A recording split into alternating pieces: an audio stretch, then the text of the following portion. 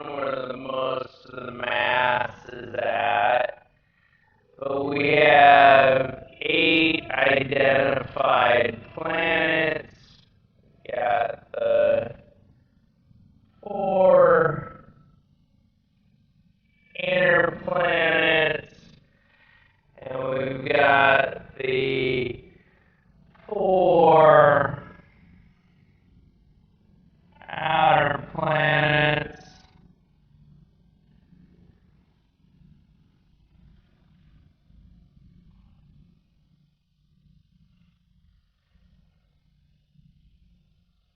But there's a lot of other stuff that's going on. What about all this other stuff in the system?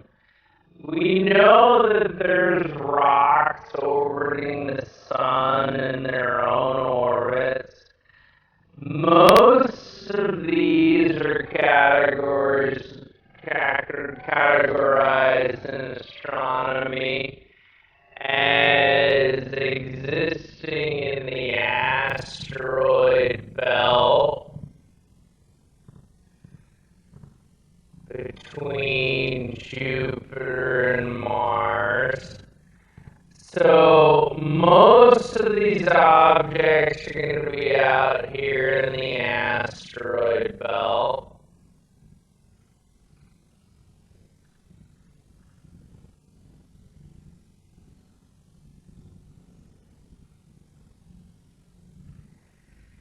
Some asteroids are going to be, kind of following Jupiter a little bit, possibly being pushed by Jupiter's gravity in the front. Those are our shepherding asteroids. There's lots and lots of dust and stuff within the entire solar system, and there's even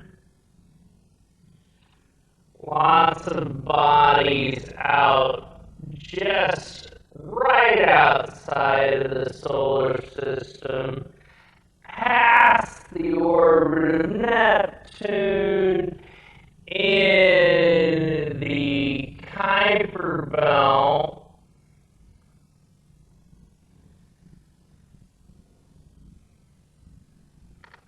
And Oort cloud.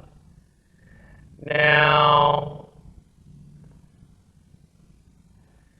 so there's a lot more going on than just the sun and planets. Now, thinking of the term asteroids,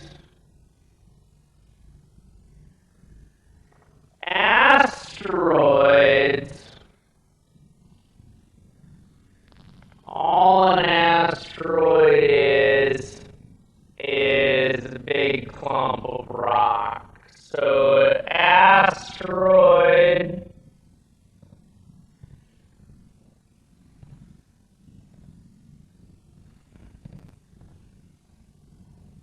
is a big, huge clump of rock that's hanging out in space.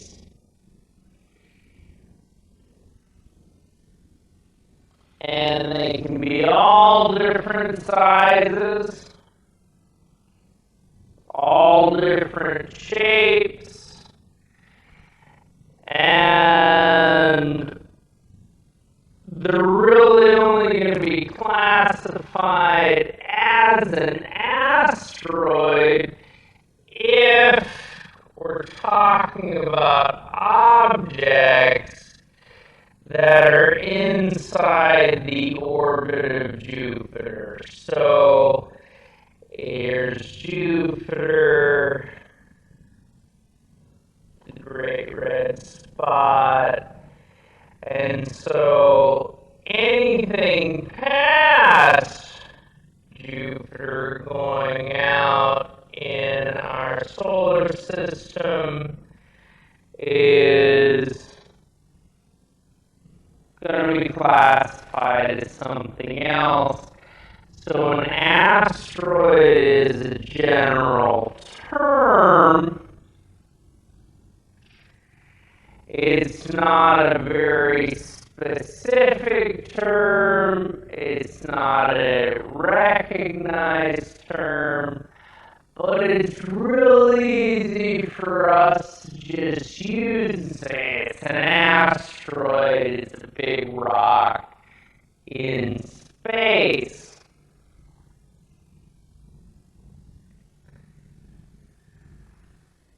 Asteroids is such a general term that if I were to have the group asteroids,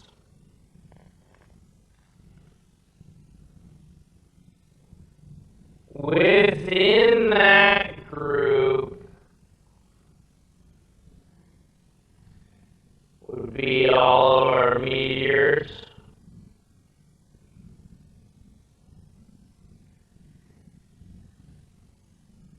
All of our meteors would be in the asteroid group. And some of our dwarf planets. So we have some dwarf planets that would be considered asteroids. So, yeah, dwarf planets.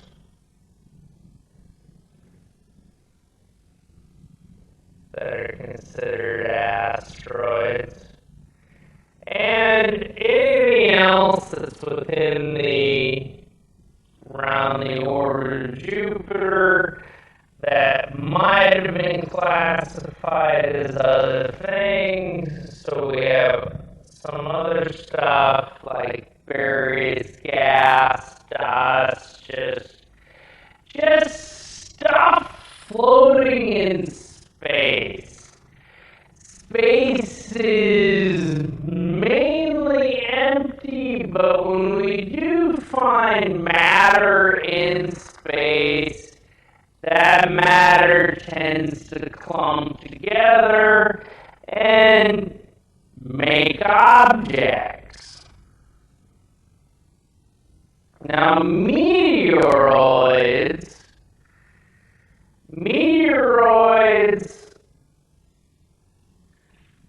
are not a technical term,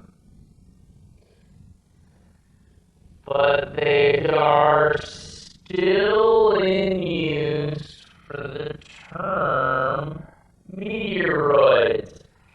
Now think about our asteroids. Our asteroids are these big lumps of rock.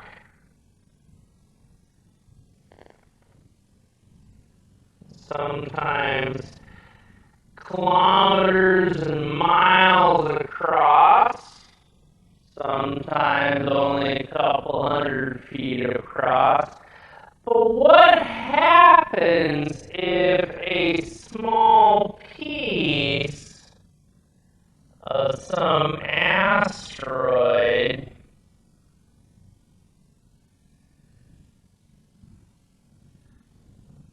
breaks off, and now we have this tiny dot, pebble in the sky, something, maybe a meteor across, maybe there's something the size of a human being, and this is what we would call a meteoroid. This itty bitty tiny bit of rock. Meteoroids are kind of like the junk left over from planetesimals in the early solar system. They're from collisions. You know, they're just pieces that fly all over the place. And a lot of the times these meteoroids are going to travel in clusters from when a asteroid got blown apart, and this is how we get our meteor showers, is these small, tiny objects in the sky that we really can't classify and name, but they still smash into the Earth's atmosphere, and we can see them, and that's how we mainly interact with meteoroids, because they're little bits and pieces of flotsam floating around in our solar system. Here's a nice, decent picture of a meteoroid hitting our atmosphere. So as it's a meteoroid, as it hits the atmosphere, and then as it hits the atmosphere, it stops being a meteoroid, and it starts to be a meteor.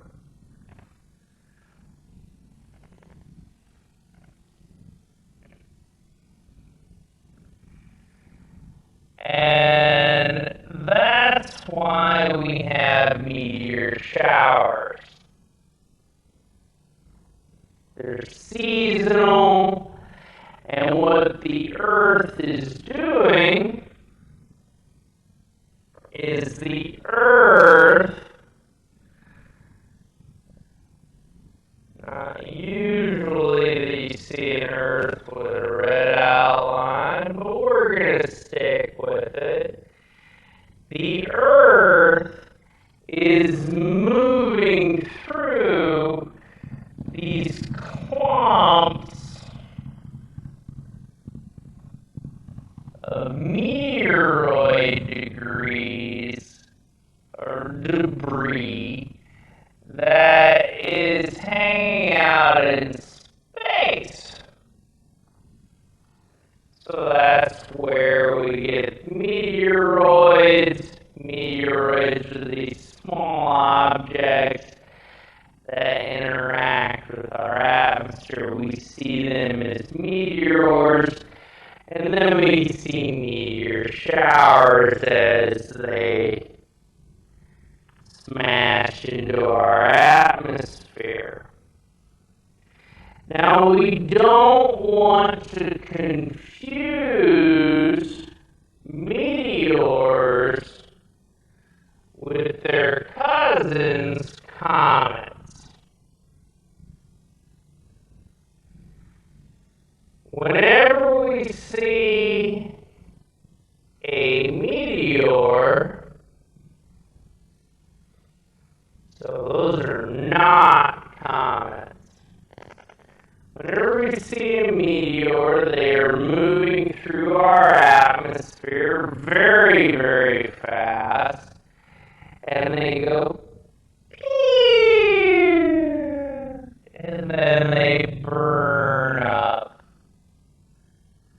They either burn up, sometimes if you get a larger meteoroid, it'll strike the ground, and then it becomes a meteorite, all these words tied together and everything. But don't confuse a meteor or a meteoroid with a comet, because the meteor is going to travel through our atmosphere very quickly, whereas a comet comets are not traveling through our atmosphere. A comet is hanging out in space, and they're far away. And the tail from these comets, the tail that's coming out from some body right here, is not because it's burning up in some atmosphere like Earth. That tail is caused by heat from the sun and the solar wind. And the reason that they form those tails is that if we draw the solar system, we got a sun, we're going to put Neptune way out here.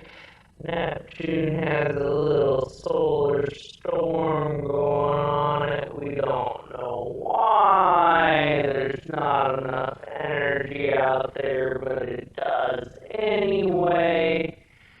And outside of Neptune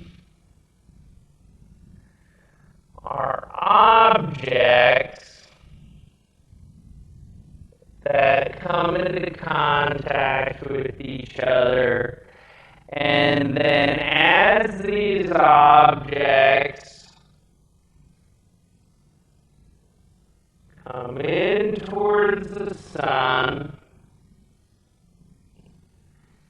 and form a giant loop orbiting the sun.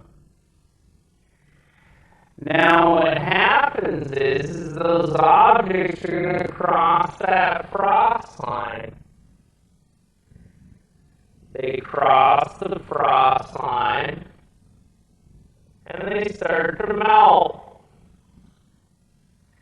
And this is where they really become a comet.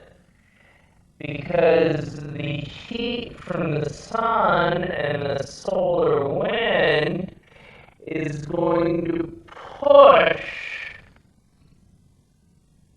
on the material that is melting on this comet, so it forms a tail. And the tail gets longer the closer that comet is to the sun. Common misconception is that the tail of a comet is pointing behind the comet like it's a rocket ship. Comets aren't rocket ships. We don't have a rocket ship comet.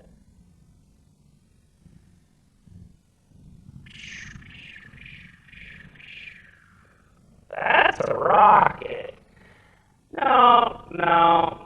Comets don't do that. Comets don't do that. They form a tail because of the energy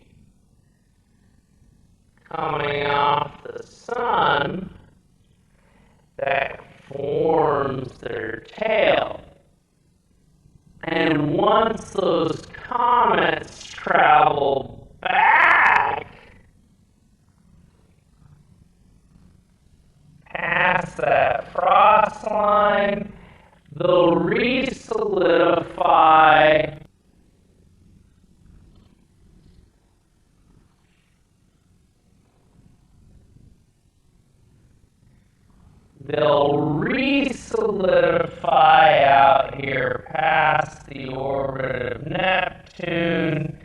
They'll start to solidify somewhere in here, and then they become kind of a solid rock in this area out here. So it's only a comet because you have some sort of object that travels past the orbit of Neptune down into the inner solar system area, begins to melt, forms a tail because of the heat from the sun. Dwarf planets. Now, dwarf planets, we've said dwarf planets can be in the group that we consider an asteroid, and they can also be in a group called trans-Neptunian objects and Neptunian objects, etc. So there's other terms going on here that are more technical, but in general, you should know that a dwarf planet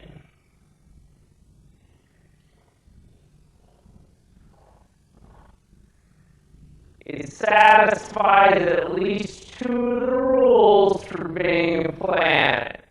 It's going around the sun, and it's round because gravity has pulled in and made it round. But it hasn't cleared its orbit. This is the dwarf planet Ceres. Why so serious, Ceres? 'Cause I'm not a planet.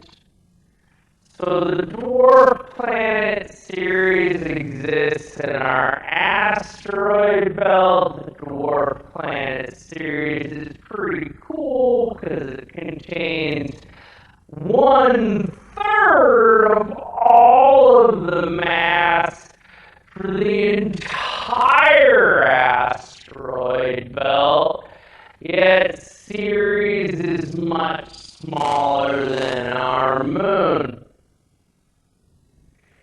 Now, that would be a dwarf planet that would be inside that line we drew for ourselves earlier, where anything past Jupiter we really aren't going to call that asteroids. But dwarf planets can also exist outside of that zone. This is the dwarf planet Pluto. This is the best image we really have of Pluto. It doesn't really look like much. We will learn far more about Pluto and Ceres in 2015. There's 2 missions that are going out in that direction. They're separate missions. We've got the Dawn spacecraft that's going to come up to Ceres in 2015 and say, yo! And we're going to get some fantastic pictures of this dwarf planet. we've also got the New Horizons probe in 2015 that's going to swing by Pluto, and that's going to take a picture of Pluto and Pluto's moon, Charon. And we've recently found that Pluto has other objects floating around it that would be considered moons of a dwarf planet.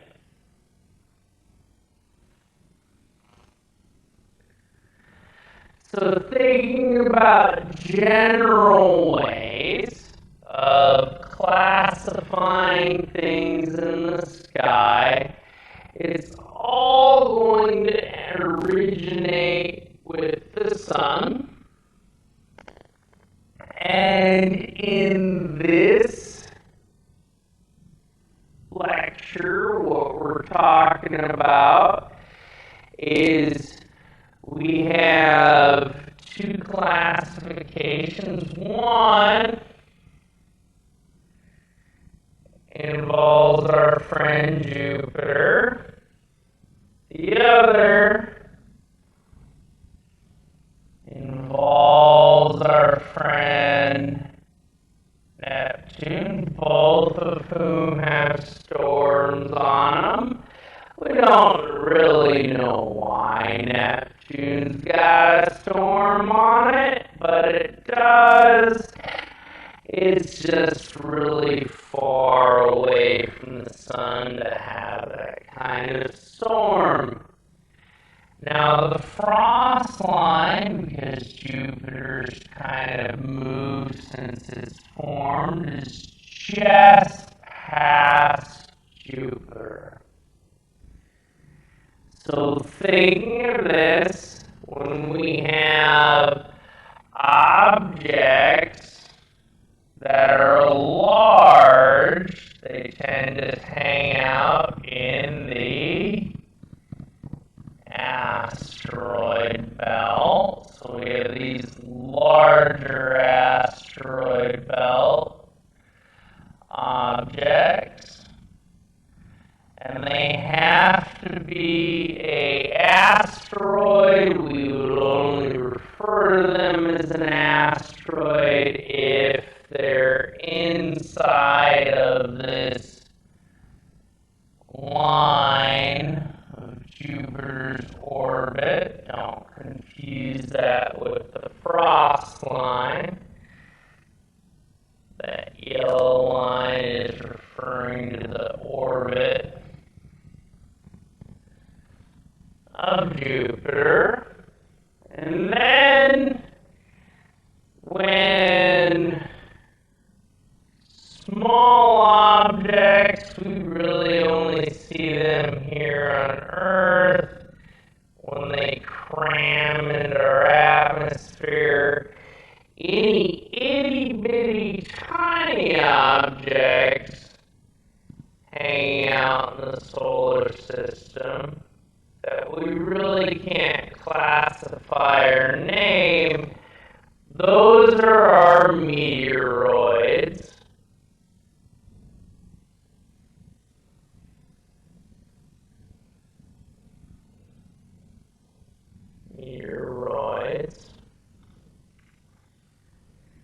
And dwarf planets can exist just about anywhere. We've got Ceres in the asteroid belt containing 1/3 of the mass of all of the asteroid belt. And then way out here past Neptune, we have Pluto. Pluto's out here like, oh, why am I not a planet anymore? It's because we found all of your sisters and brothers that are hanging out past Neptune too. And we call those guys our dwarf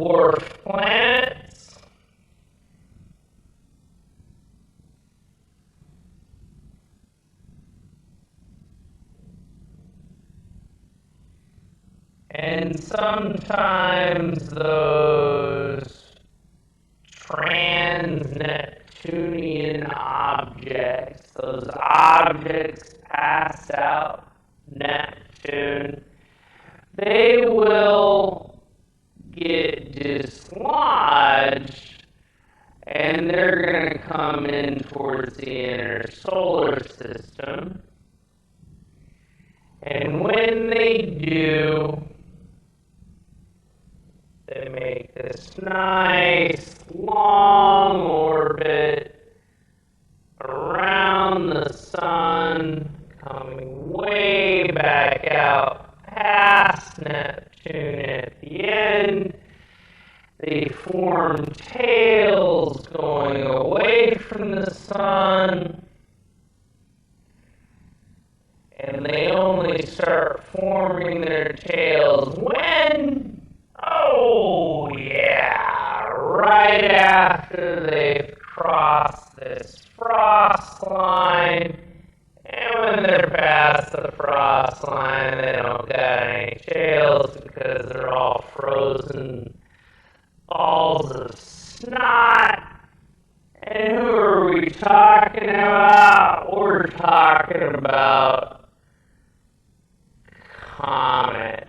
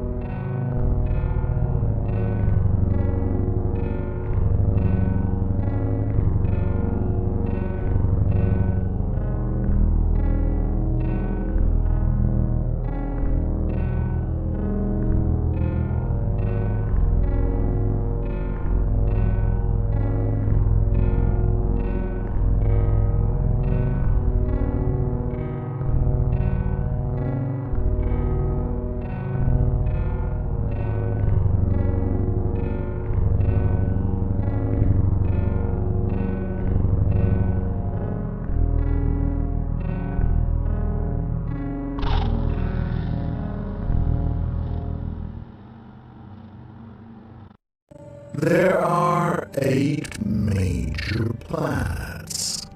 Mercury, which is closest to the Sun and very barren. Venus, with her thick atmosphere and furious volcanoes. Earth, the only known planet to host life. And Mars, the red planet, a neighbor that has had a lot of human-made visitors. Farther out is Jupiter, a giant made of gas, with over 60 moons. Saturn, with its mighty ring system. And finally, Uranus and Neptune, the ice giants. Beyond them lie huge asteroid fields and some dwarf planets, like Pluto and Eris. All these heavenly bodies revolve around the Sun. It's the center of our solar system, and also its superpower.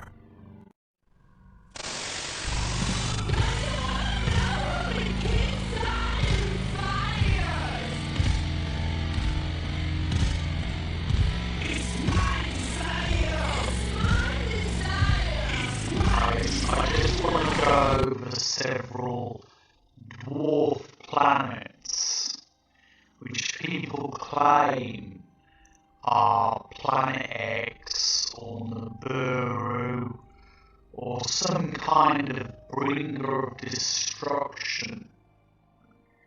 Let's try and defeat this bullshit fear.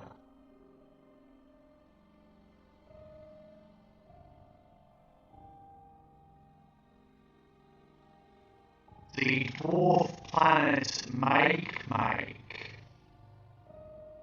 officially known as 1364-72 Make,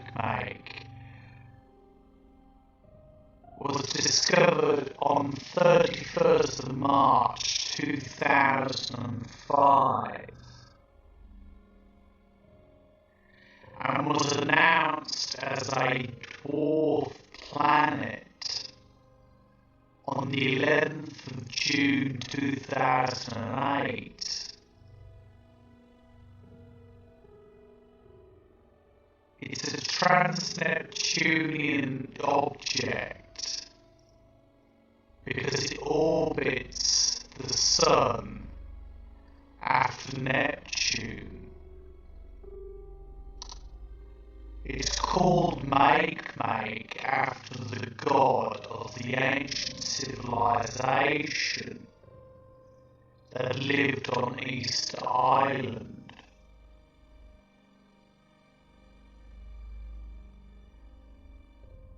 It was nicknamed the Easter Bunny as it was discovered around Easter time. The International Astronomical Union said it wasn't a good name, so it was given the name Make.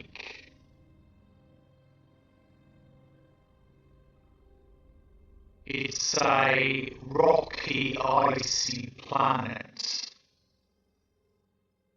very far out, very cold,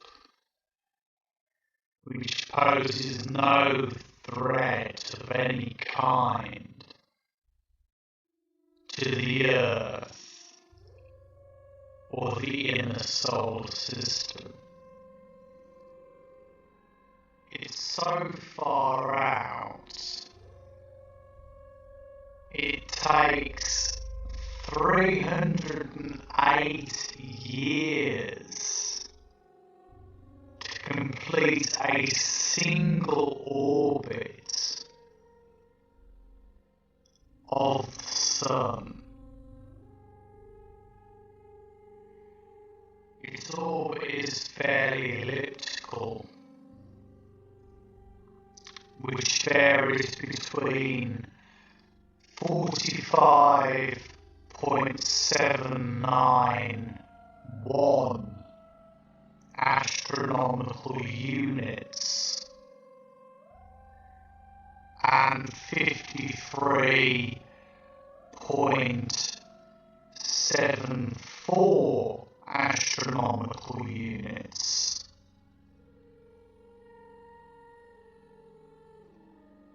Some fearmongers, as soon as a planet is discovered, or a dwarf planet, they try and say that that is proof for their paranoid, fearful theories. Obviously, they're mistaken.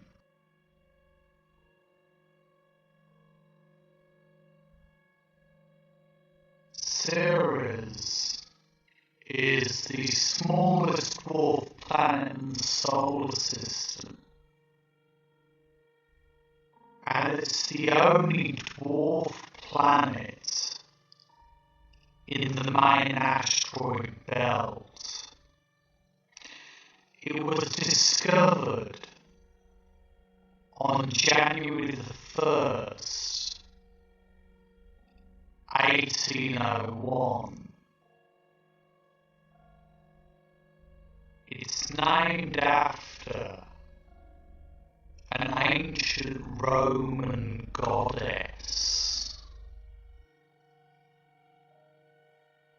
The goddess Ceres.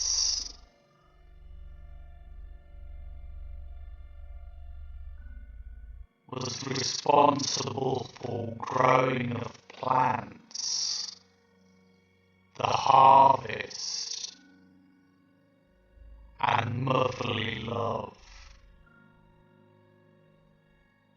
In 2006, the International Astronomical Union decided to upgrade Ceres from an asteroid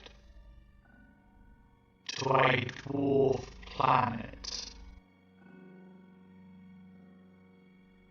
with a diameter of about 950 kilometers. Ceres is by far the largest and most massive object in the asteroid belt.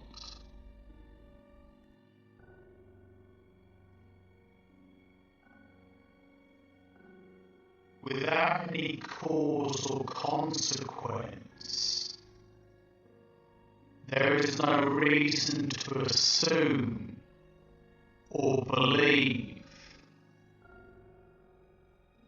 that Ceres poses any threat to the Earth. I have read what some conspiracy theorists have said on this subject. They have suggested it is a moon of Nibiru, or it's the remains of a planet which once was destroyed by Nibiru. No evidence or proof has ever been brought forward Ceres is not a Nibiru-like object or a danger to the Earth. The dwarf planet Ceres is a trans-Neptunian object bigger than Pluto. It's the largest dwarf planet known. At 2,400 kilometers in diameter, Ceres orbits the Sun once every 557 years, and it has an elliptical, egg-shaped orbit. Tilted at an angle of 44 degrees. It has a moon called Dysnomia. It was discovered on the 5th of January 2005. It was originally called Xena, after the main character of the television series Xena Warrior Princess. It was officially named Ceres on September 13th, 2006. The name itself, Ceres, is the Greek goddess of strife, discord, and rivalry. Under the specifications of what constitutes a planet, Ceres, along with Pluto and the other dwarf planets, are recognized as being just that, dwarf planets. They are not recognized as being full planets, like with the larger bodies within the solar system. There has been a lot of fear-mongering about the possibility of Ceres coming into the centre of the solar system, or by some quirk affecting the Earth. There is no proof of any kind that this will happen. It is merely wild speculation on the part of conspiracy theorists, and it serves no good purpose. It is completely unproven, and the facts, the genuine, solid facts, are easily attainable.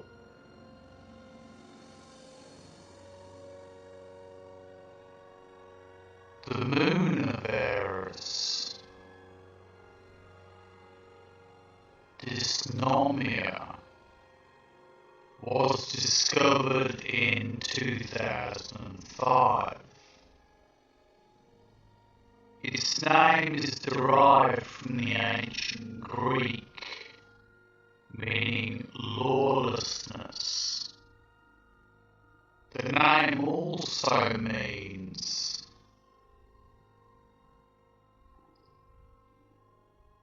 the daughter of the Greek goddess Ceres. So giving it that name is quite fitting. The reason why I mention this particular moon is because people have claimed that this is in fact a UFO. Dysnomia is, according to some people, a UFO because it's not causing the wobble effect they would expect. And I haven't confirmed this information with any of the actual scientific institutions. They haven't talked to NASA or any of the great universities studying this particular object. They just simply said it must be a UFO, when clearly there is no evidence of that whatsoever. Perhaps the strangest dwarf planet out there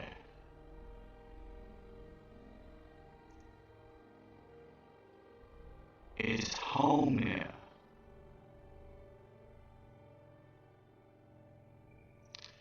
It only has 1/3 of the mass of Pluto, but it is shaped so strangely, it makes it unique as far as we know within the solar system. Its unusual shape is believed to be the result of a large impact in this distant past.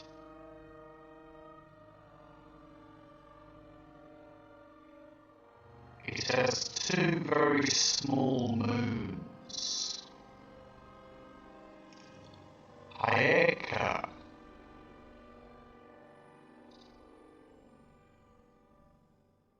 and Namaka.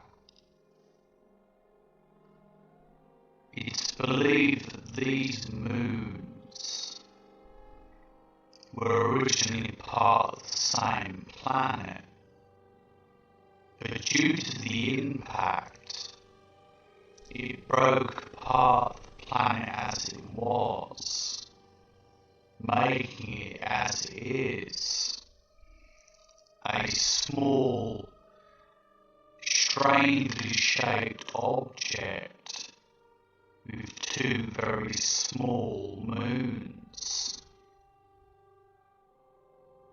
Some conspiracy theorists have already suggested that this planet is in fact the home world of the reptilians, or, as some other conspiracy theorists have suggested, it's a giant UFO. or it's Nibiru, or Planet X.